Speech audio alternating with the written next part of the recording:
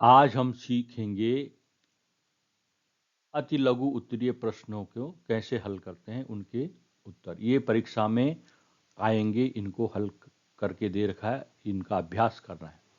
दो कोण पूरक कोण कहलाते हैं यदि उनका योग 90 अंश होता है। जैसे 60 अंश का पूरक कोण 30 अंश होता है। 60 धन 30 बराबर 90 अंश। परीक्षा में पेपर में दे रखा हो कि जैसे 60 अंश का पूरा कोण बताइए, तो हम क्या करेंगे, उसको 90 में से 60 को घटा देंगे। क्या आता है 90 में से 60 घटा के 30 अंश, तो उसका पूरा कोण क्या हो गया 30 अंश। ठीक है, इस तरह से होता है। दो कोण संपूरक कहलाते हैं यदि उनका योग 180 अंश होता है। ध्यान रखो, जो पूरक कोण होता है वो योग 90 अंश होता है उनका। जो संपूरक कोण होता है उन दो कोणों का योग 180 अंश होता है। जैसे 120 अंश का संपूरक कोण कितना होगा 180 ऋण 60। 120 का 180 ऋण 120 कितना होगा 60 अंश होता है। जैसे 120 में 60 जोड़ देंगे तो 180 अंश हो जाता है। संपूरक कोण में क्या देखना है कि उनका दोनों का जोड़ 180 अंश हो जाए, ये देखना होता है। तीसरा है त्रिभुज के तीनों अंतः कोणों का योगफल 180 अंश होता है। त्रिभुज बना रखा है, ABC एक त्रिभुज है, इसके अंदर 1 2 3 कोण बने हुए हैं। इन तीनों कोणों का योग कितना होता है 180 अंश। 70 और 50 120 और उसमें 60 और जोड़ दो 180 अंश। ये इसका आंसर हो गया। चौथा है त्रिभुज का बहिष्कोण प्रत्येक आंतरिक सम्मुख कोण से सदा बड़ा होता है। त्रिभुज का बहिष्कोण, बहिष्कोण माने ये त्रिभुज के बाहर वाला कोण, ये तो अंतः कोण हो गए 1 2 3 और ये बहिष्कोण हो गया। तो त्रिभुज का बहिष्कोण प्रत्येक आंतरिक सम्मुख कोण, ये है आंतरिक, ये सम्मुख कोण है, से सदैव बड़ा होता है। जो ये है ये इन दो 70 से भी बड़ा है और 50 से भी बड़ा है, इसका अर्थ ये है। ठीक है, ये करना है तुमने। अगला है किसी त्रिभुज की दो भुजाओं का योग उसकी तीसरी भुजा से बड़ा होता है। त्रिभुज यहां पर दे रखा है, त्रिभुज ABC एक त्रिभुज है। इसमें देखते हम कि जो ये प्रमेय बता रखी, किसी त्रिभुज की दो भुजाओं का योग उसकी तीसरी भुजा से बड़ा होता है कि नहीं। देखो, पहले हम इस भुजा और इस भुजा को लेते हैं, इन 4 और 3 7। ठीक है, इस ग्रेटर देन, यहां पर होना था 5, गलती होगी, 4 3 7 हो गया ना, 7 इज ग्रेटर देन, ये तीसरी भुजा है 5 से बड़ी है। अब देखें 5 और 4, 5 और 4, 5 और 4 जोड़ के 9 हो गया। 9 भी ग्रेटर देन 3, ये ग्रेटर देन का चिन्ह है, माने बड़ा है, तो ये 9 बड़ा होता है 3 से। अगर हम इन दो भुजाओं को लें 5 और 3 को, 5 और 3 8, 8 ग्रेटर देन इस भुजा से बड़ी है। ठीक है, ये नियम होता है। लेकिन अगर वो भुजा यहाँ पर भी 2 सेंटीमीटर, यहाँ पर 2 सेंटीमीटर हो और यहाँ पर 4 लिखा, तो ये त्रिभुज बनना असंभव है। दो अभ्यास भी कर सकते हो तुम, प्रैक्टिस। अगर 2 सेंटीमीटर की एक रेखा खींचो, इधर भी 2 सेंटीमीटर की एक रेखा खींचो, इसको बताते हैं। अगर दो भुजाएं हैं, उनका जोड़ क्या है,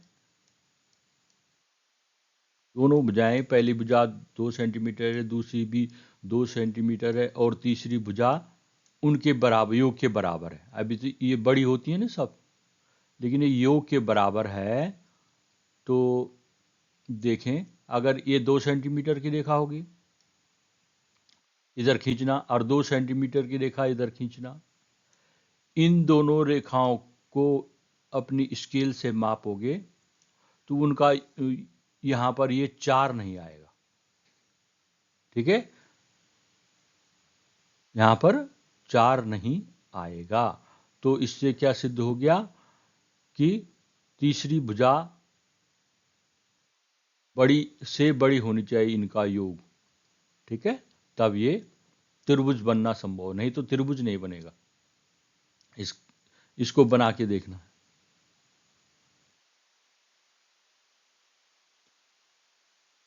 अगला है समबाहु त्रिभुज का प्रत्येक कोण 60 अंश का होता है। समबाहु त्रिभुज ऐसा त्रिभुज जिसकी तीनों भुजाएं समान हो। समबाहु, बाहु माने भुजा, हिंदी में बाहु माने भुजा होता है ना, और यहां भुजा माने रेखा।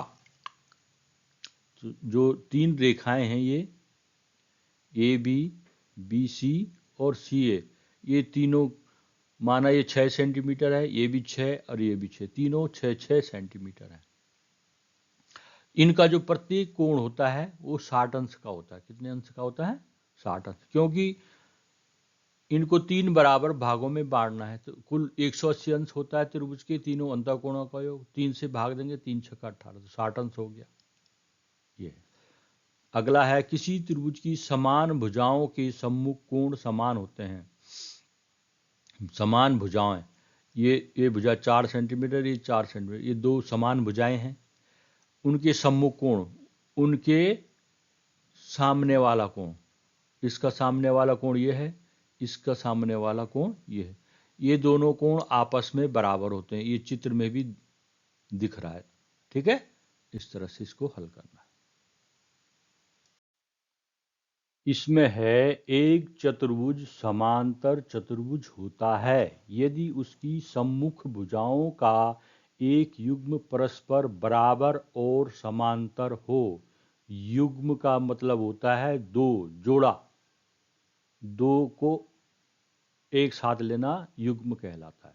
सम्मुख भुजाएं, सामने, आमने सामने की भुजाएं, ठीक है। अब देखो, जैसे ए बी है, ए बी के सामने की भुजा क्या है? सी डी, ठीक है। ए बी कितना है? 3 सेंटीमीटर, और सी डी भी है 3 सेंटीमीटर। ये सम्मुख भुजाओं का एक युग्म परस्पर बराबर हैं और समांतर हैं। समान दूरी है, चाहे यहाँ पर से नापें, चाहे यहाँ पर से नापें, चाहे यहाँ पर से नापें, 5-5 सेंटीमीटर की दूरी, बीच की दूरी इनकी। और इधर से देखिए 5 और 5 सेंटीमीटर है, ये दोनों भी ये बराबर हैं और समांतर हैं। तो उसको क्या कहते हैं? ऐसे चतुर्भुज को समांतर चतुर्भुज कहते हैं।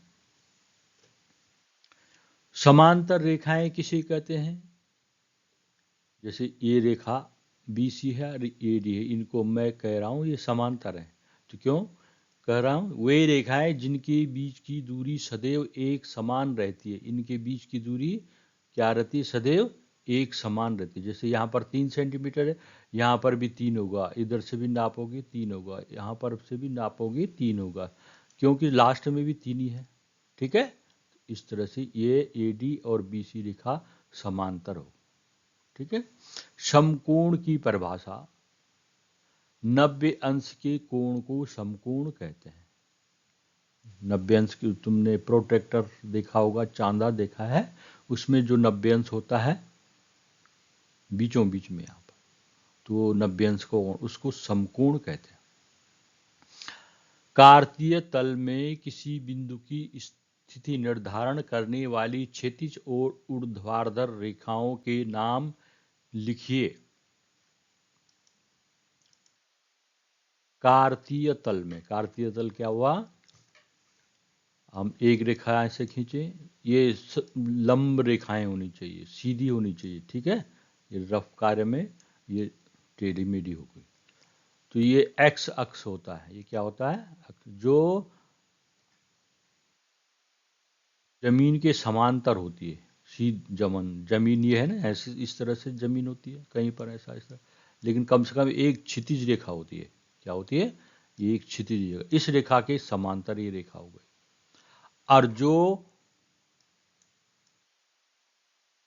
इस क्षितिज रेखा के ऊपर ये रेखा जाती है, जैसे जमीन में तब सीधे पेड़ पौधे उगे, खंबे लग गए, ये सब क्या है? सीधी रेखा में है ऊपर।